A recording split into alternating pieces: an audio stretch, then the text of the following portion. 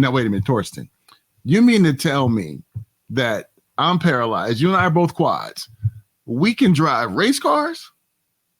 Well, yeah, because if you crash into a wall, you don't really feel it. So I'm Paul Amadeus Lane, and welcome to the Ability Zone. Prepare for something amazing.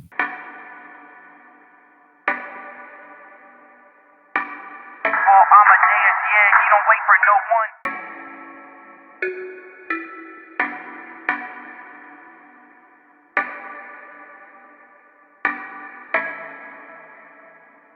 Paul Amadeus, yeah, he don't wait for no one.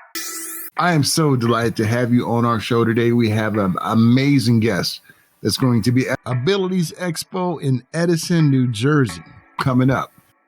So make sure you go to the website and register, and you're going to see some amazing exhibitors. But I want to introduce you to my guest right now. I am so delighted to have with me right now my next guest, Torsten Gross. What's going on, Torsten? How you doing, buddy? I'm doing good, my man. How are you? Hey, I am delighted to have you on and so honored to be with you. Now, wait a minute, Torsten. You mean to tell me that I'm paralyzed? You and I are both quads. We can drive race cars? Well, yeah, because if you crash into a wall, you don't really feel it. So, so I guess we have an advantage to that, you know, on that side. And yeah, who needs feet when you got hands, right? I love it. I love it. So, Torsten, how did you know this was something that you were able to do, my friend? I didn't. So my wife got me a track day at Lime Rock Park after we had a weekend house, which is now our permanent house here in Connecticut, that is 7 miles away from Lime Rock, and which is one of the country's most strategic racetracks. And I'd been pulled over. I'm not going to admit that it was at that time 36 times in my life. I won't admit that, but that might be true. If it is true, then my wife would know that I've got a penchant for speed. And she saw that you can do a track day here with your own personal car that's already, you know, your car. As long as it's not, I think they say something like, as long as it's not taller than it is long. So meaning it can't be like a minivan or something like that. But any sedan and most new SUVs now, because of their handling, can go on the track and do a track day. It's not racing, but a track day, and experience it. And the second I did that, I just saw my wallet shrinking, because I was like, I now need to do this. Yeah, I love it. And that's how I got into it. My wife, like all the things in marriage, don't you have to just blame it on your wife? Like, isn't that? Yeah. Okay. Always. And here's like a trick that I've learned too. You got to make it their decision, and then if it's their decision, yeah, good to go. You know, always. Please don't send me any letters. I was totally kidding about that. No nasty tweets. I'm totally kidding. No, you know, and Torsten, let's kind of backtrack a little bit now to you became a quadriplegic at a very young age, and 15. Why don't you share that journey with us, and then kind of like where you kind of took yourself through a journey of what you wanted to do in life, and now you got this amazing thing going on. If you mind sharing that with us, please. Yeah, not at all. So when I was 15, I dove into the ocean, broke my neck 36 pieces. Drowned and was what they call clinically dead for 2.5 minutes. So I broke my C6 into 36 pieces, splinters. And I kind of see it fortunate that I was 15, because when you're younger, this is, solely my perspective, but I believe that when you're younger, you're going through so many life changes anyway, even walking. You're going from middle school to high school. You're going high school to college, your first job. Things are changing. You're moving to different places. You are conditioned as a human to change inside those life changes. When you're older, you're a little more conditioned, and you've got your routine. And so my routine never got screwed up. Well, it did for the time right after my accident, but that just becomes a factor of life versus my life completely changing. And so I kind of accepted it fairly easily and simply. Now, I was also 15, so I was at that age where if you told me to do something, the answer just clinically is no. But I learned to deal with my accident kind of moving forward. And I think the biggest thing that really motivated me is that a doctor had said to me, well, quads don't live alone. Quads always need aids. And at 15, I was like, well, that's not going to happen. But it still took me 9 years to put on my socks myself. It took so long. And then I decided one day, because I got into this program called Miami Ad School, where for my job, I would have to travel a lot. I locked my aide out of the apartment. And I had said, well, I'm going to do all my care myself. And she was like, no, you need to let me in. And I said, no, I'm going to figure this out. Even if I get real sick right now, I'm going to figure out my aid, doing it all myself. So I literally locked my aide out of my apartment for multiple days, just to figure out how to do, I'll just say, all my routines myself. And once that happened, that kind of unlocked everything, where I then got into the advertising world and have been in advertising and marketing ever since. Mm-hmm. So much so that before the pandemic, I was on a plane every day or maybe every other day, just traveling from client to client. So yeah, so my life spans kind of broad swath of living in Europe, living here, and figuring out who I was in a chair versus trying to figure out who I can be by being in a chair, right? So I didn't have really an identity. At 15, no one has an identity. You think you do, but you don't, right? So that's the long-winded way, sorry if that was too long, of explaining, diving accident at 15, and this year is my 30th anniversary. No, I appreciate that, Torsten, because I just got my 31st anniversary in January. So happy break your neck anniversary. That's what everybody says. So, and just to hear, I was real young when I had my accident as well too. And you're right. We were kind of young and didn't know better. We just pivoted and we just went on and just lived life, to the fullest. And you've been able to do some incredible things, being independent, having a great career in advertisement. And when you look at just the community that we're a part of, and you see like younger ones who are coming up, who are in the same chairs that we are, or the same wheels we are, what type of, I don't want to say advice, but what type of life lessons can you share with them and their families as they're navigating kind of like this new normal for them? It's a great question. I think the first thing I would say is society has painted a picture that is not true. Yeah. We are the little cripple kid that's being pushed by his mom behind in the back of a TV commercial. We are the people that can't do anything, that we are mentally and physically incapable of, dare I even say, being human or being equal. And I don't think that it was something that culture had set out to do, because I do believe a lot of advancements have happened over the past 20 or 30 years to make it so that we are way more equal. That's not to say that before 20 years ago we weren't, but I think now our lives are a whole lot more intertwined with able-bodied people, where we can be equal in so many more ways, that don't let the societal view dictate what you think your life is going to be, number one. And number two, nobody knows. And I say that strictly as, I'm a C6 quad. You put me next to another C6 quad, we're completely different, or we can be completely different. You put me next to somebody with spina bifida or multiple sclerosis, completely different. But from a societal perspective, if somebody says, oh, they're in a wheelchair, well, so is my friend. Okay, if I'm tan, I don't look at you and go, well, I know what it's like to be black. Like, That's not the way it works. Just because we're in a wheelchair doesn't mean that we're the same. Like we're all different slices, right? Which, by the way, I love. But people try and relate, and I love that, right? But then what they do is they make judgment calls on everyone. And so if you're a parent or you're a kid and go, well, I can't do this or I can't do that because someone told me that. I've lived my life on loving the word no. Yeah. You tell me the word no, and I will figure out how I'm going to do it faster and better than you. And so far, I've proven it, right? So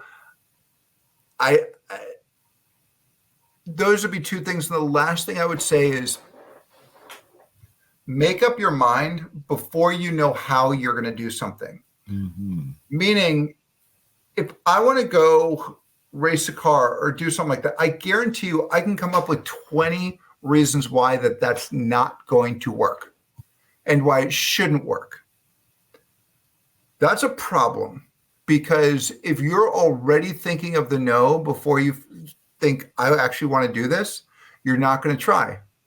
And again, C6 quad, I knew that I wanted to be in marketing and be a strategist. I knew that I needed to do the care myself and to lock out your aid out of your apartment. Yeah. I'm not advising that to everybody on this, listening to this, but my point is the determination. I didn't know how I would do it. I failed a lot, like a lot. And what's funny about these conversations is you started off by saying, I've done a lot in my life. And I'm very fortunate that I can consider myself very, I'll just use the word successful. Mm-hmm. How you didn't introduce me, though, is let's talk about all the failures you've had to get to here, right? Let's talk about everything you did wrong to get to here. We never highlight that. Yeah. And the reason why I say that is if you're coming in from the outside and you're expecting everything to work, oh, careful, that it ain't going to work.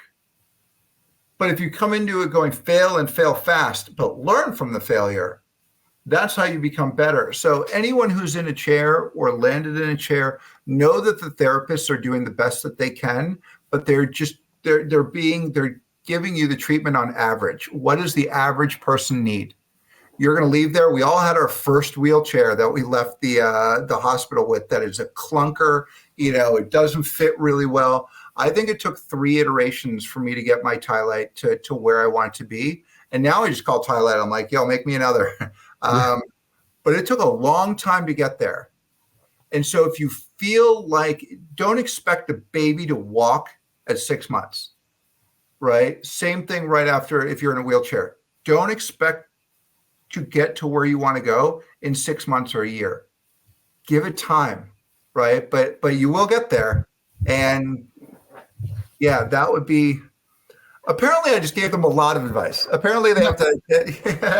Torsten, I love it, man, because as the old saying in the hood, game is sold and not told, and you have given us a lot to digest, and I'm glad you did, because I think that's something that we have to do. We have to let them know about the failures that came before the successes, because it gives them real life expectation. And hey, look at Torsten and Paul. They're successful now. I'm going to be like that. Well, it's a 99% chance that you won't be right up front, but after you fail and keep failing, you'll get to the point where you'll have some success. And I love the fact how you mentioned that we're not a monolith. How I'm a C6 quad, you're a C6 quad, and we're totally different and just our disabilities. And I'm so glad that you highlight that, Torsten, because that's real life, my friend. Really appreciate that. And now we look at what's bringing you to the Abilities Expo in New York. And, before we talk about some of the great things you're going to show off and some things you're going to talk about, what is your Abilities Expo experience before you, got involved with all the great things that you're doing? It's interesting. If I look back at it, I need to put it in different phases.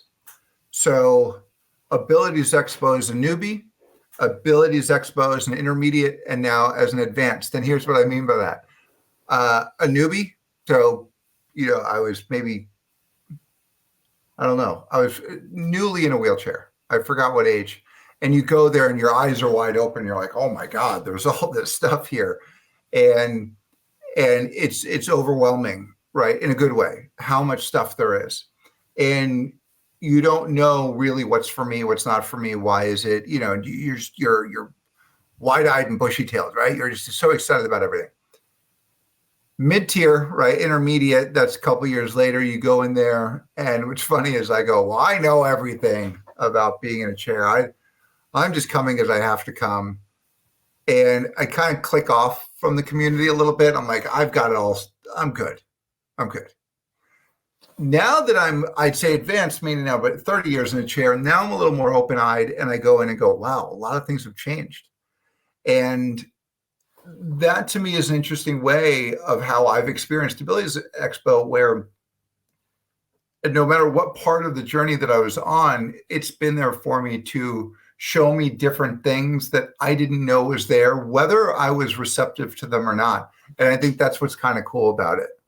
Yeah, it really is. It really is. And, I have similar, experience with the Abilities Expo too. I remember when I, about a year after my injury, my caregiver, who was a good friend of mine, she was like, hey, I'm going to take you and your sister to this place. You can see it. I saw a commercial and blah, blah, blah, blah. And then it parlays into this amazing kind of experience that we've all been a part of.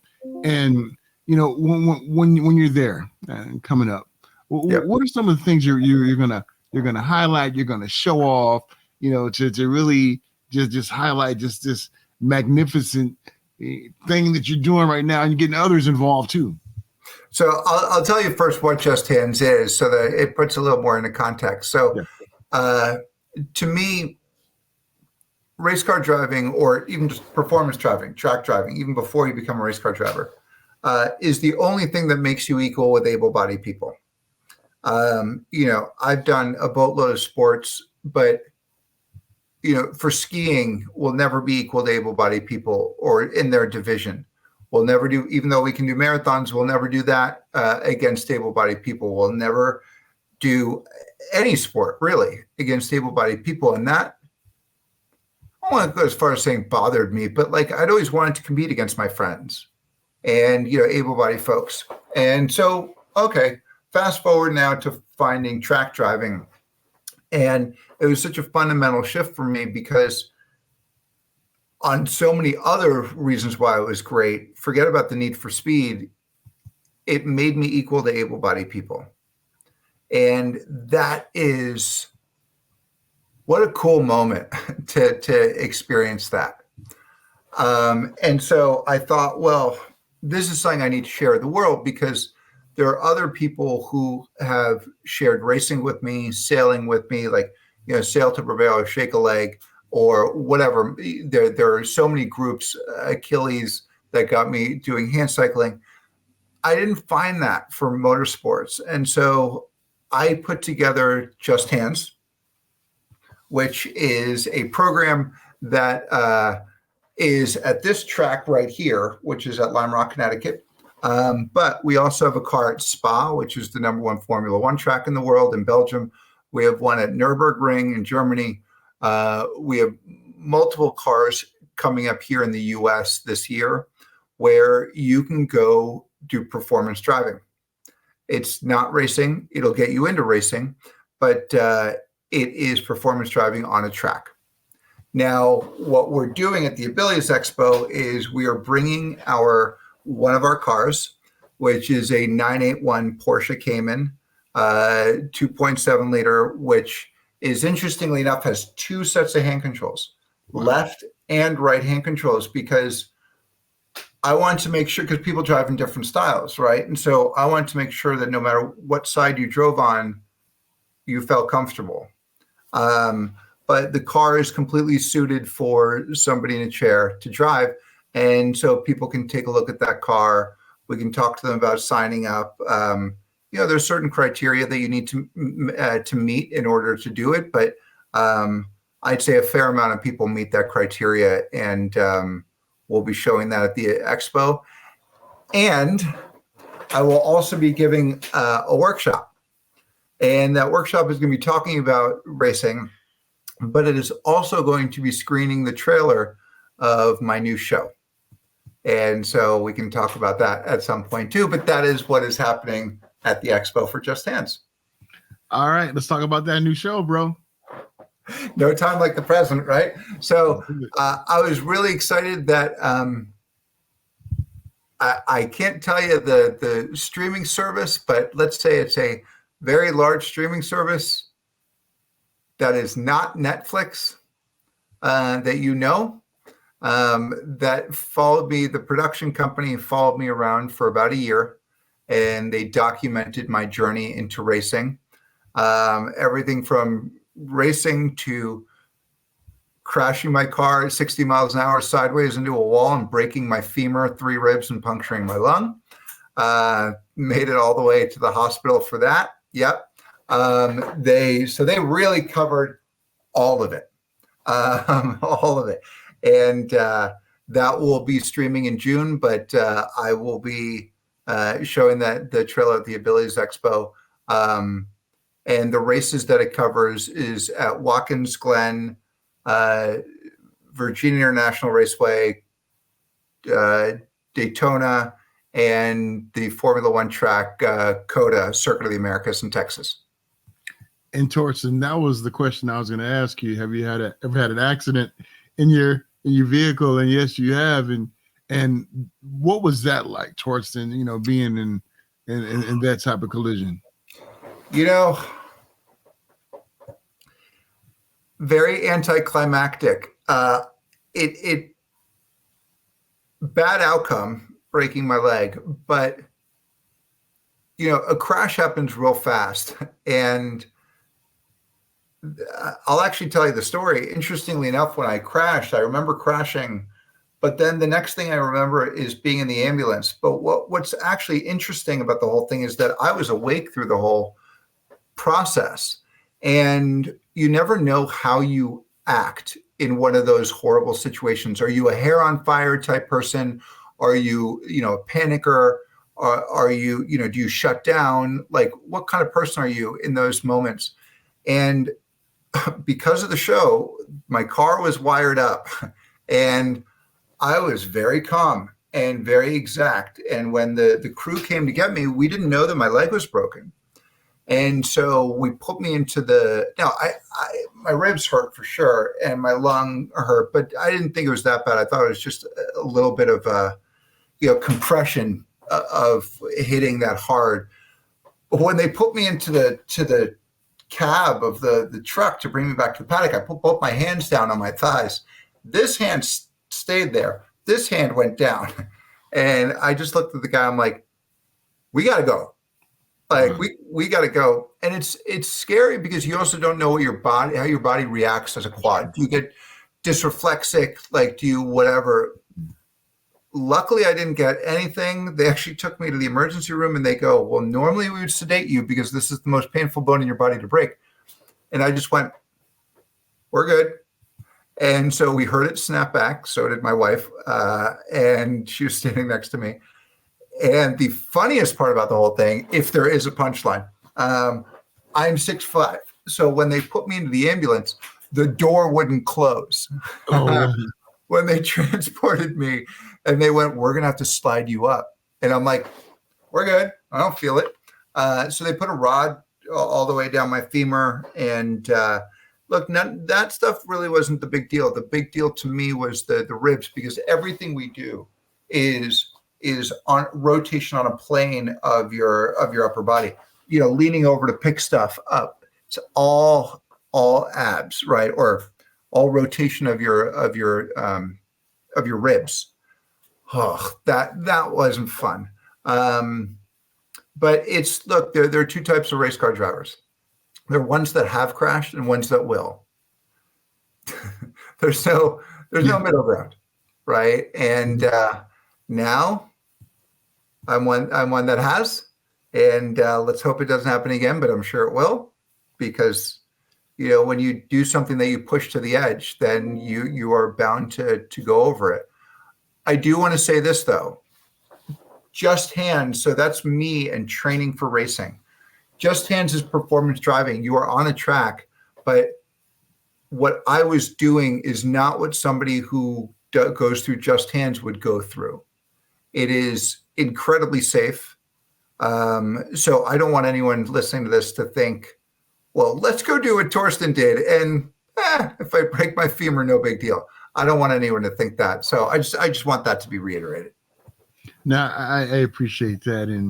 And how has it changed your approach when you are doing competitive racing? Does it make you a little more cautious out there, or you don't mind sharing that with us? No, I think, look, like any sport, you know, when a tennis player turns around to get the ball and then they turn back to the court, they're not walking around.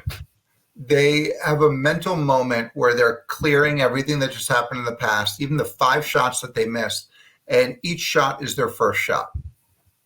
Mentally, that's how, you know, extreme athletes and very good athletes think. They say, well, that happened, and that doesn't mean that it's going to happen again. Well, I want to get it back out there right away. I mean, I'm so addicted to this. And every time I go around that corner, and that corner is right there. That's the corner that I hit. Every time I go around that corner, I'll look at it, but I still won't think about that crash. I think, you know, anyone's mentality, sports or not, you need to understand that things happen in life. And if you allow those moments to dictate your future, then you're not going to move forward, because the one thing that we can all guarantee is that things go wrong. It's a guarantee, right? Death, taxes, and stuff going wrong. And if you allow those things that go wrong to stop you, you will never move forward, period. So look, was it scary? Yeah, sure. But when you're in the middle of a race, or if you're on track, you are so hyper-focused that you're not really thinking about, well, could I crash? Mm-hmm. It's not something you want to think about. Yeah. No, I'm glad you shared that. Hey, Torsten, I'm in California. I won't be at the New York show, but I'm sure a lot of my friends who are listening, who are out here, they want to find out more information about No Hands. How can they do that?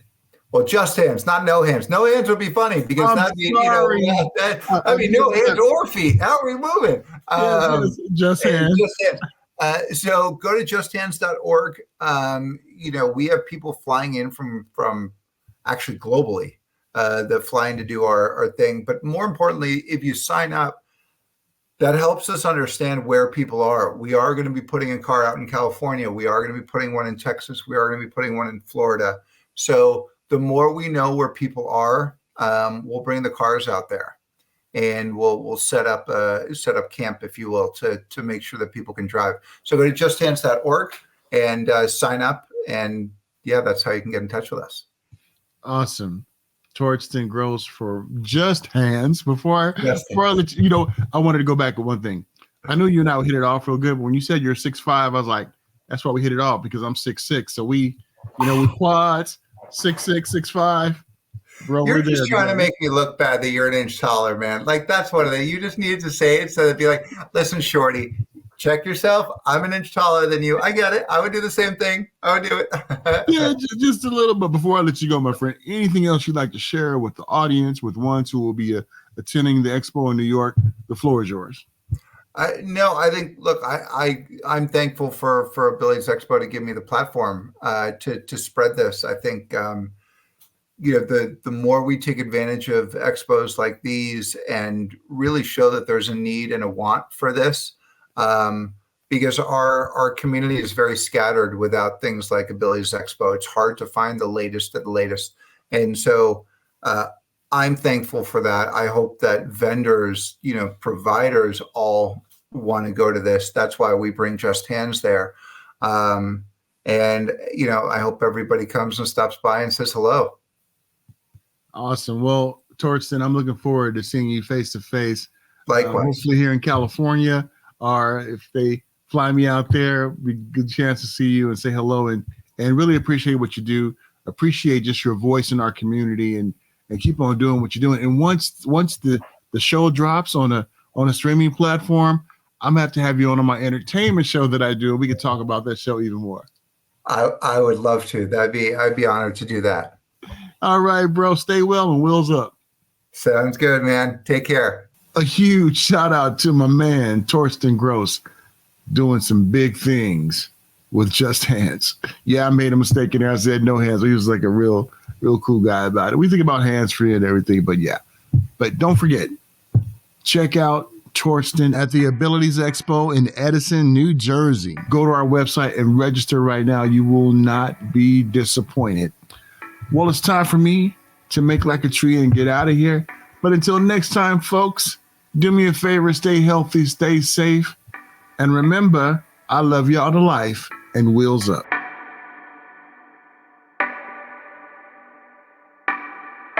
Amadeus, yeah, he don't wait for no one.